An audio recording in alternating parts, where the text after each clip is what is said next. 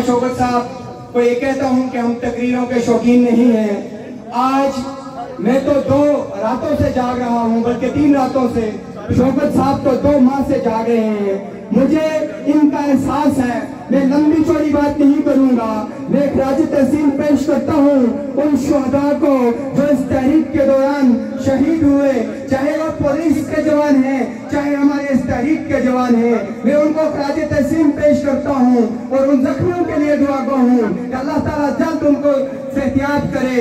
और आप लोगों से सिर्फ यही गुजारिश करूंगा, आपने इस डिसिप्लिन को नहीं छोड़ना, इस इत्तेफाक को नहीं छोड़ना जिस डिसिप्लिन की वजह से ये हमेशा शिकस्त खाते हैं।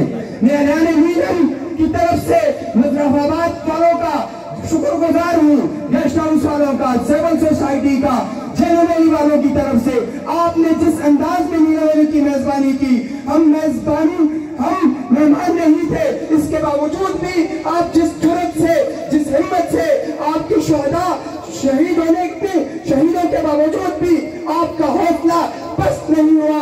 अपना हौसला पस्त नहीं करना, इस तहरीक के साथ जुड़े रहना है।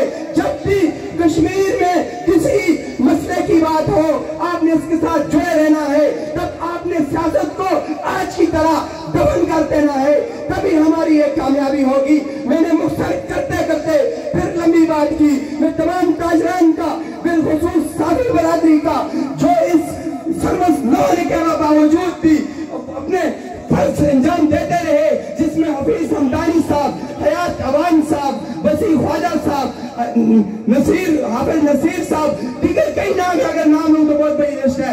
एक मतलब फिर माजरत का हूँ। शेख सेक्रेटरी साहब आपका शुक्रिया। अल्लाह हाफिज।